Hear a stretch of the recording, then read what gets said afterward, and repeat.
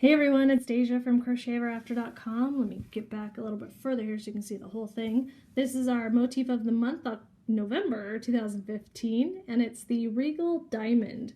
This is actually a square that you can do either as a square or a diamond pattern, but I think it looks pretty as kind of a diamond. It kind of reminds me of like a damask kind of look, but it is considered an intermediate pattern because there's a lot of interesting kind of stitches that we do in it, but if you watch the video it's not going to be that difficult. So even if you're a beginner and you have determination, you'll be fine as long as you know the basic stitches.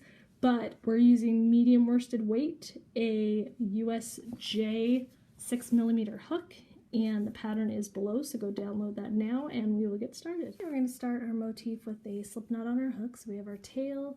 Just take a loop and twist it down and then pull the yarn that's attached to your ball through.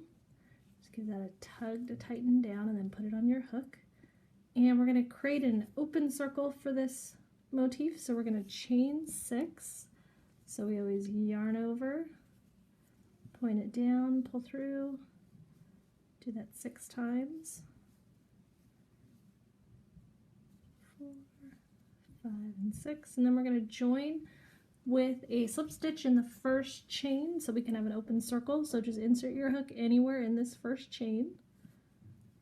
Doesn't matter if you catch 1 loop or 2. I have 2 here.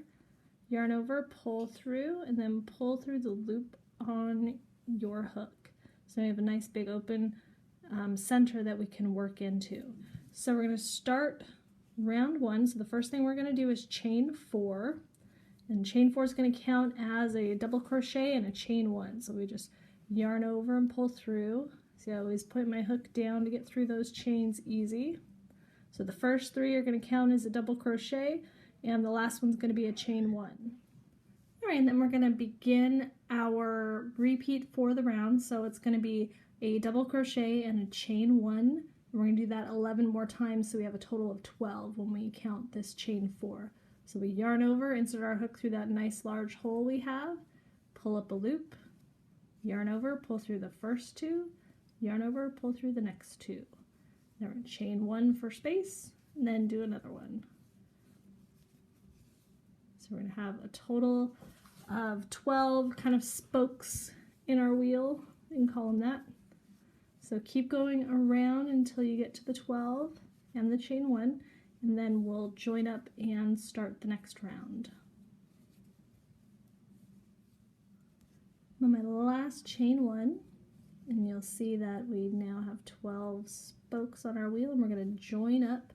And what we're going to do, because you can see this big gap right here, this is just the circle, this is the ring, so you can move your double crochets around so it doesn't have such a big gap wherever it may be, so you can space them out nice and even. That's the benefit of working around the ring instead of into the chains. You can move it around and put it however you like. But we're going to go ahead and join with a slip stitch in the 3rd chain of our chain 4. So we're going to count from the bottom 1, 2, and 3 and put a slip stitch right there. You can also look for the 4th chain and go 1 over. So this one is connected to our stitch. You can see the chain 1 and then connect your slip stitch in that 3rd chain. So now we have our full 12, and then we're going to fasten this off. So I'm going to do a long chain and cut it and get ready for our new color. And you can make this all in one color if you don't want to join new colors and weave them in, totally up to you. But I'm going to do this in this cute aqua. So we're going to join with a standing stitch, and I love standing stitches because it doesn't give you this chain effect. There's no chains, we just start working our stitch. So we're going to do a slip knot on our hook again. Here's my tail. And then to do a standing stitch, you're basically going to just start working the stitch that you're supposed to make. So we're making a treble, and it says to do it into any double crochet. So we look for our post for our double, and right above it is our V. You can see it looks like the letter V. We're going to go under both of those loops. So to begin our treble, we always yarn over twice. So I'm going to hold onto the tail because if I just yarn over, I'm going to lose it. So hold onto your tail, yarn over twice, grab your work,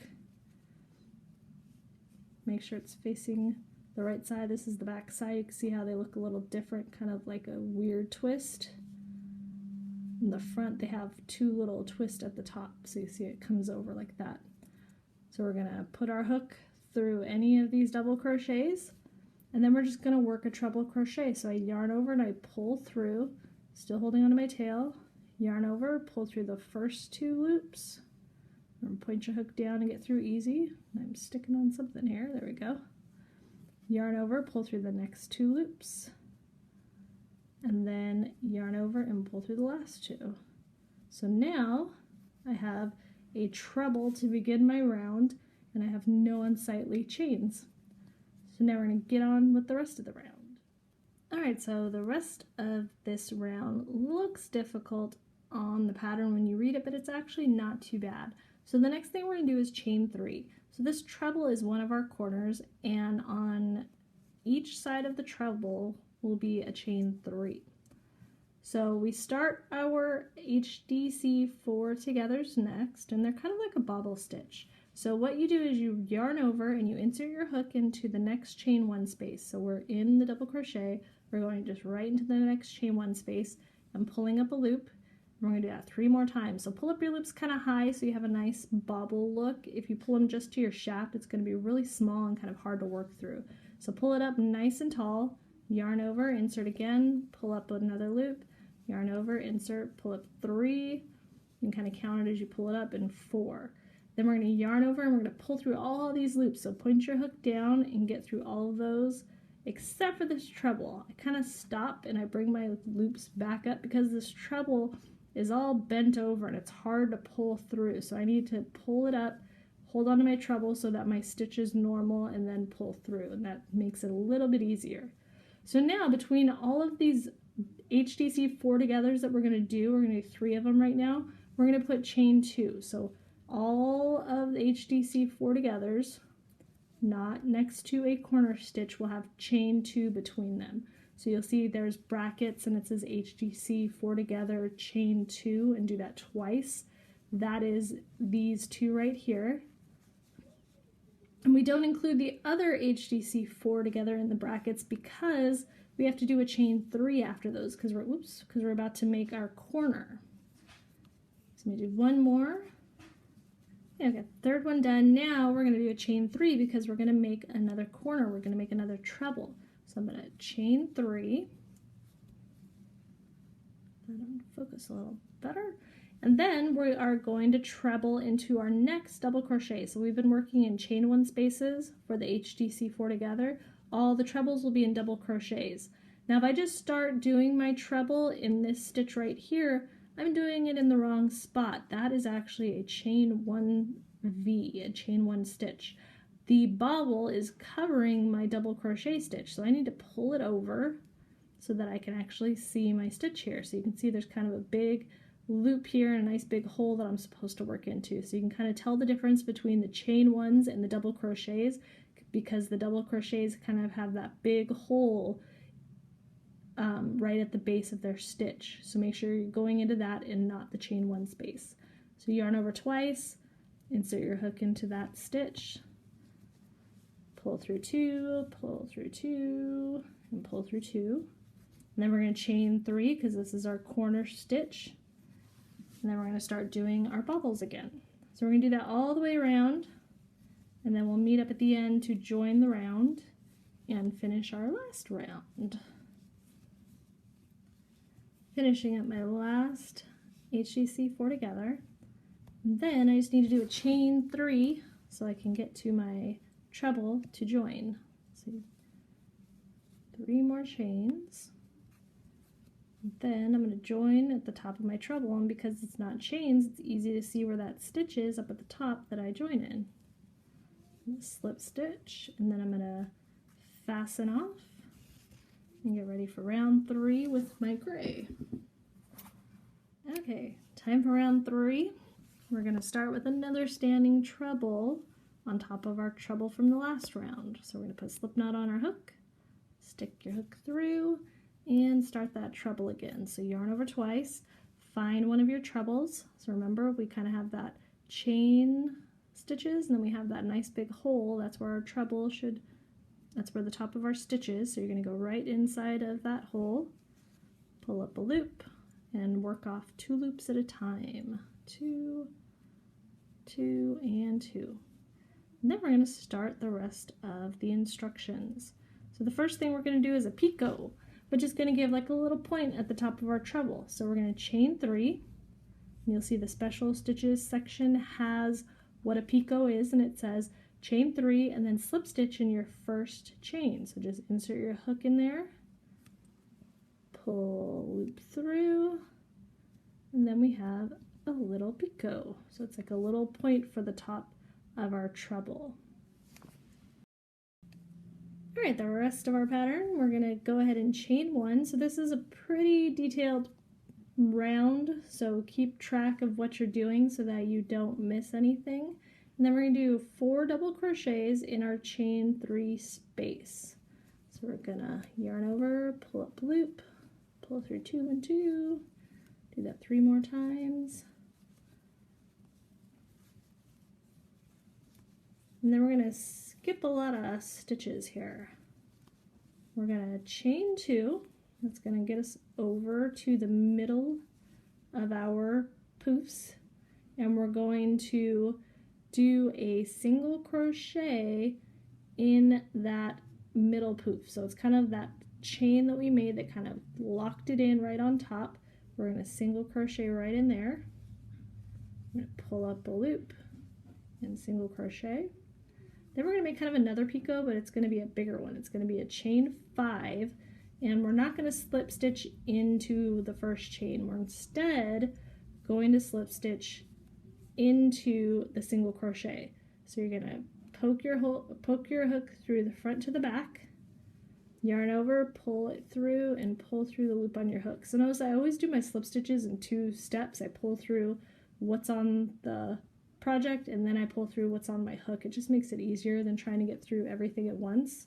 And that gives me a nice big round picot here. If I slip stitch into the chain, it kind of looks lopsided. So by doing it into the single crochet, it looks a little bit better.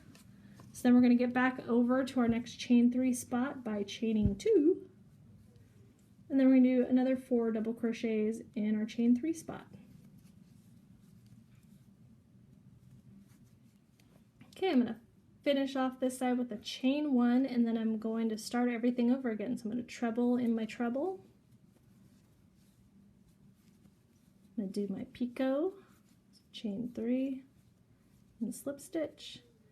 Then I'm going to do the chain 1, and then the 4 double crochets, and then we'll do chain 2, single crochet, chain 5, slip stitch, chain 2, DC 4 times, and then another chain 1. So we just do that all the way around. Make sure you follow your pattern so you're not forgetting any of these little chains or picots, so you have all the correct points at the end, and we'll meet up right at the end. Okay, just finished the last 4 double crochets. I just have 1 chain to do and then a slip stitch. So I want to do the slip stitch in the treble, not in the picot, so make sure that standing stitch is easy to see where to insert your hook, because it kind of creates this large hole here. So we're just going to insert our hook through, yarn over, pull through, and fasten off. And then we only have ends to weave in. So where's my tail? There we go. So once you weave in everything, this is a good block, or this is a good motif to block if you want to get your points very pointy. So you can block all of these picots so that they have a certain look, so you can get them really nice and pointy. Or let me show you one that I've already woven in the ends. You can leave it so it's just kind of a little nub. So if I don't block it, kind of looks like nubs. If I block it, then I can get them even further out and pointy. So that's the difference in the blocking. This is a cool, I call it a diamond because I think it looks cool as a diamond, but it's also a square because, you know, you got it. But you can use it as a square as well. But a diamond would be really pretty if you could place them and kind of, you could do like a triangle shawl if you're to connect them at the picots and just keep coming down. So that could be the point of your triangle shawl and come down. That would be really pretty. But that is our motif of the month. If you have any questions, leave them below, and thank you for watching.